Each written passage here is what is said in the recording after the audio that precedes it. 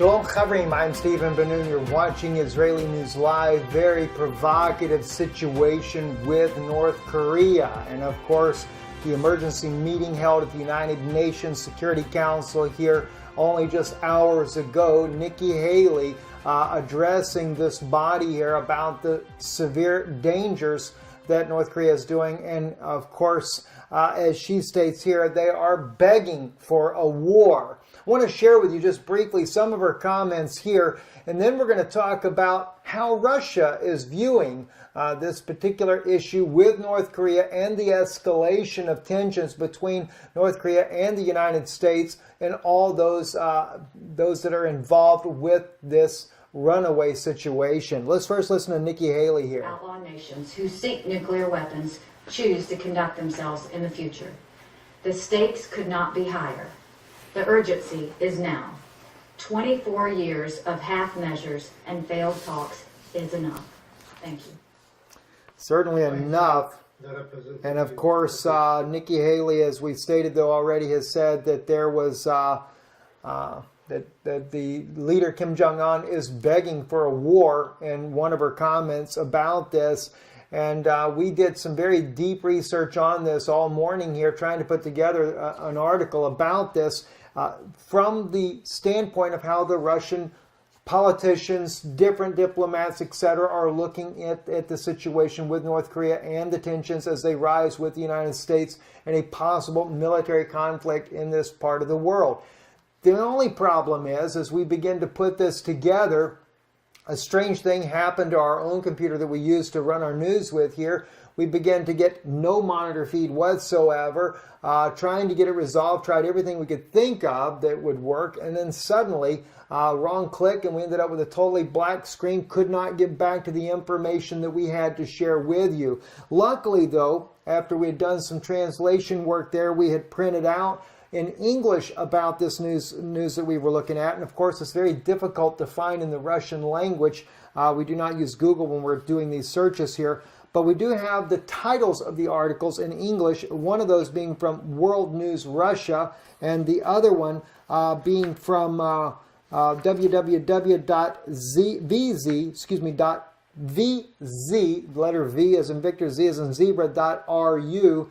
Both these articles very enlightening about the way Russia perceives this threat in North Korea. Let's go to the first article here. Russia reacts to DPRK's test of the hydrogen bomb. And as we already know, this hydrogen bomb caused 2 earthquakes on Sunday. One I think was about a 5.7, the other one I think a 6.2. But it says here in the article, North Korea is actively provoked by U.S. and South Korea by its saber rattling. The Russian politician believes, that's the Russian politician that was speaking in this article here, they were quoting, says, Moscow believes that despite Pyongyang's tests, it is impossible to resolve the North Korean crisis by force. This was stated by the head of the State Duma Committee Foreign Relations, Leonid Slutsky. RIA Novosti had reported this. I want to stress once again that North Korea's problem has no force solution. It's an axiom in this case. The world community should not allow a military scenario, he goes on to state, in the region in any case, and all of which can lead to irreparable and most sad consequences for the entire planet. I mean, that's obvious that Russia realized this could turn into a global conflict. Well, let's look what else they say. According to him, North Korea was pushed by the actions of the United States and South Korea to test nuclear weapons. North Korea, having tested the hydrogen bomb, rudely violated all recent resolutions in the UN Security Council and once again sent an unambiguous message to the West. However, we cannot but admit that Pyongyang is actively provoked by such a line by the U.S. and South Korea with its saber rattling and unceasing threats of military intervention and preventive strikes. Slutsky expressed his opinion. Now, I will say one thing. North Korea probably would not have this technology if it wasn't for the kindness of President Bill Clinton, and of course later his wife Hillary Clinton when she was Secretary of State under President Obama, and of course even going back to the Bush administration. Also in the article here, As we go on, I want to go into the next article here from www.vz.ru. North Korea has become a real threat not only for the West, but also for Russia. Imagine that kind of statement. Now Russia's saying that North Korea poses a threat for them? Well, like yourself, just from the title of it, it seems like they might be a bit worried about North Korea lobbing nuclear bombs towards Russia. Yes and no. Watch what is about to be said here. The DPRK declared a successful hydrogen bomb test. According to expert, it outnumbered the one that was dropped by the Americans on Hiroshima, a number of observers showing gloating, but to rejoice that the Koreans have wiped the nose of the U.S. and Western Europe is premature. Among the victims of the consequences of this actions will be Russia, they noted. The chiefs of staffs of the United States and South Korea have already agreed to prepare and implement military response measures against the DPRK. All right. Indeed, on Sunday night in the DPRK, that magnitude that was first was 5.6, followed by a 6.4 magnitude earthquake there. Also in the article, he goes on to say here, according to the preliminary estimates, it was a 70 kiloton bomb. This is 3 times more than the power of the atomic bomb dropped in 1945 on Hiroshima. So this is one reason why Nikki Haley is saying that he's begging for a war. But when you're sitting there and you're taunting your adversary constantly, it's pretty much, he's just trying to show that he's the man on the block. But as I've stated many times before, North Korea no doubt continues to provoke that. Not even in the slightest trying to resolve the issue with dialogue as far as what we can see ourselves here. Goes on in the article here, says President of the United States Donald Trump reacted to the news not too quickly, but when he wrote in Twitter that the DPRK actions are very hostile and dangerous for the United States, and North Korea is an outcast country that has become a big threat to China, which is trying to help, but with little success. South Korea already understands that the negotiations with North Korea will not help Pyongyang, and Pyongyang understands only one thing. Well, the president doesn't actually say what that is, and I don't quite think that Twitter is really the place to express ahead of a state in what he thinks it should be done. Can't say that it's not a bad idea to say it on the news there, but at least maybe do it in more of an appropriate forum there. Going on, though, it says strict statements followed from Russia. That was after several other heads of state responded. Angela Merkel and French president calling on more sanctions in the region. Federica Mogherini said that the European Union considers the nuclear test of the DPRK threat to international security. So the entire world is coming against them, and the only one that's really stood by them thus far is Russia and, of course, China. China also saying that they would retaliate if the United States did a preemptive strike. But if North Korea struck the U.S. mainland, China would not react if the U.S. strikes. But you got to remember, Russia's concerned, though, because of those nuclear weapons coming on their doorstep. Article goes on to say strict statements followed from Russia. Pyongyang crossed the line, saying Deputy Head of the Federation Committee on Security and Defense, Frank Glinsbeck, if earlier it was a pick which could hardly lead to any serious conflicts, the tests that have passed today are a provocation on the part of North Korea. This is already really serious, said the senator who is quoted by RT. A number of Western media do not rule out that Pyongyang is once again bluffing, but experts do not share the optimism. Not at this point anyway. The statement of the DPRK on the successful testing of the hydrogen bomb is very believable. Professor Andrei Lankov, a professor at the University of Kunming, Seoul, told a newspaper in a look, the Koreans stubbornly worked to create a thermonuclear weapon. He recalled they have a need, politically and military, as well as technically capabilities, equipment, specialists, and money. At the same time, the possibilities of the military response announced by Washington and Seoul are very limited, stressed Lankov. This is not Syria, where you can send a punitive operation and bomb someone, he notes. Any military option against the DPRK is guaranteed to cause a powerful blow to Seoul. Doesn't seem like America's much worried about the loss of life in Seoul, but yes, definitely on the mainland U.S. They go on to write in here, in conditions of such a serious war, there will be great sacrifices, including among Americans. And given the presence of the DPRK, any nuclear weapons, any means of delivery, it cannot be ruled out that the DPRK will use these weapons, including against American targets, which would be catastrophic even for Americans, whether it be our military soldiers in Guam, Japan, or any of the other close locations, of course, Seoul, South Korea as well. In Washington warning, the speech is most likely about increasing military readiness and U.S. military presence in the region, as well as a return of American tactical nuclear weapons to the Korean Peninsula. It was exported, of course, in the early 90s. And that's where Russia's getting a bit concerned, is those nuclear weapons returning to the island there. And this is one reason why we wanted to see how Russia is thinking when it comes to North Korea and the U.S.'s involvement and the U.S.'s possibility of taking out this tiny nation. Watch what they say here. The most serious blow in the history of nuclear non-proliferation regime has been inflicted, and Russia, being a nuclear power, gets huge privileges because of the existence of this regime. Today is North Korea, and who is it tomorrow? Who is the day after tomorrow? Or sooner or later, nuclear countries will acquire countries whose relations with Russia will be the same as with current Georgia or Ukraine. He did not rule out, in addition, the more nuclear weapons on the planet, the more likely the technology will fall into the hands of the terrorists and, of course, other outsiders, the greater the likelihood of accidental, unauthorized launch. But the main thing is that after that, it will be utterly useless to seek a reduction of the American presence in the Far East. The expert warned for him now will act as the most determined manner, not only Washington, but also South Koreans. The deployment of large number of U.S. air defense systems, which are still aimed against North Korea, but in the future can be used to neutralize Russia's nuclear potential, is a matter of time, he concluded. Now, this is one reason why Russia considers North Korea more of a threat. But it's not just the fact that America is moving their own military prowess in the region there and the power that they have to inflict and to take out Russia's nuclear capability in the future on the East Coast there, but it's also another interesting possibility. Another article here called Russia Should Not Be Drawn into Persecution of North Korea. This was done here today on the 4th of September 2017. Says the DPRK declared successful testing of the hydrogen bomb, which is fully confirmed by Russian foreign experts.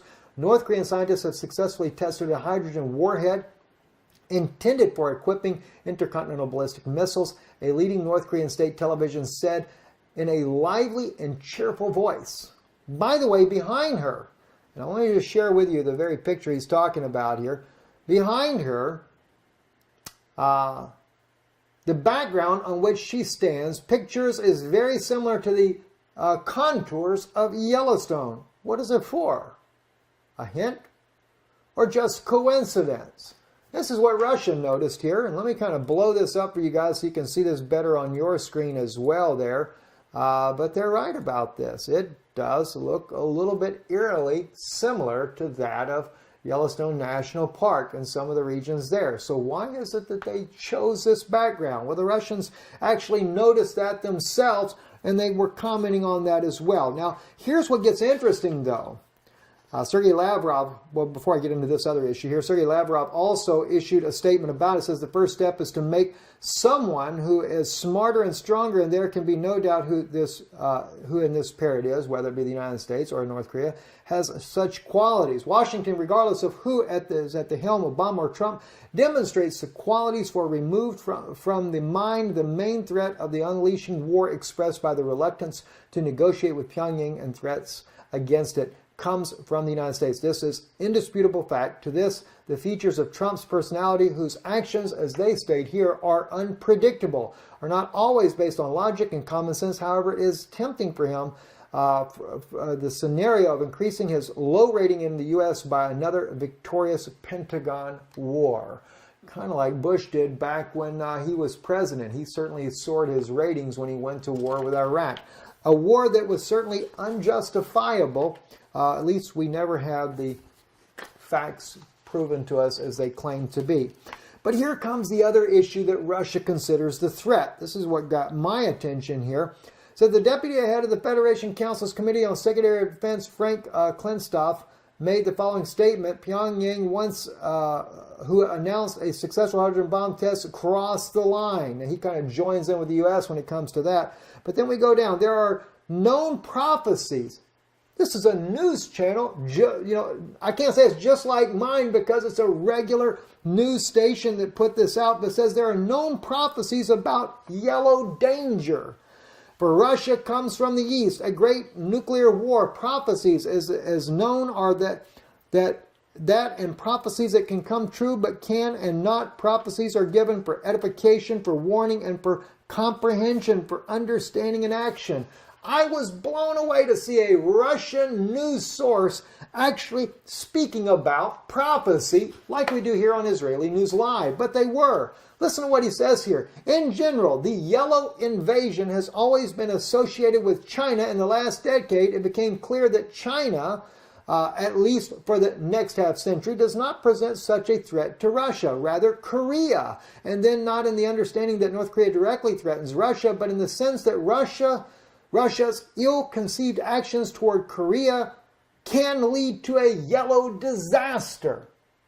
And this is why Russia has sided so much with China in the issue when it comes to North Korea and not helping out Trump in this particular situation. They go on to actually speak about that Russia has intentionally stayed out of this because of prophecy that they have gotten from many of their Russian Orthodox leaders. I'm going to just share a couple of them with you. I thought they were kind of interesting. There's many of them out there as I looked them up. Japan and America will go underwater together. Now, think about that one. That's one of their prophecies. Japan and America will go underwater together. There will be a war in Russia from the west, the Germans, and from the east, the Chinese. This is why they're a bit skeptical of going against China right now. They don't want a war with China. Another one, the war between Russia and Germany will begin through Serbia. It's a possibility that could be so, as the way we see things lining up over in Europe right now. Everything will be on fire. Great sorrow is coming, but Russia will not perish in the fire. Some of the prophecies show that Russia, though, takes a severe beating in the next world war. It says also Belarus will suffer greatly. Only the Belarus will unite with Russia, but Ukraine at the same time will not unite with us. And then a lot more, it's actually a Russian word I don't quite understand, so I'll have to drop that right there. But that's kind of interesting as well, because Belarus has united with Russia and Ukraine did not. Now this prophecy I think was given back in the 90s on that particular prophecy there. And that has come to fruition in back a few years back. The Turks will again fight the Greeks. Russia will help the Greeks. And another one here says, no, there will be a war. There will be war here and here, war and there, war. And then the warring countries decide to choose one common ruler. This cannot be participated. After all, this one ruler is the Antichrist. Can you imagine a Russian news station? They're doing the same thing we do, looking at prophetic things. Of course, now we look at the biblical prophets, not so much modern day prophets. It is necessary to ensure such a state of affairs when even the darkest dreams of the Koreans will not be tempted to send their warheads towards Russia or carry out other hostile actions against it.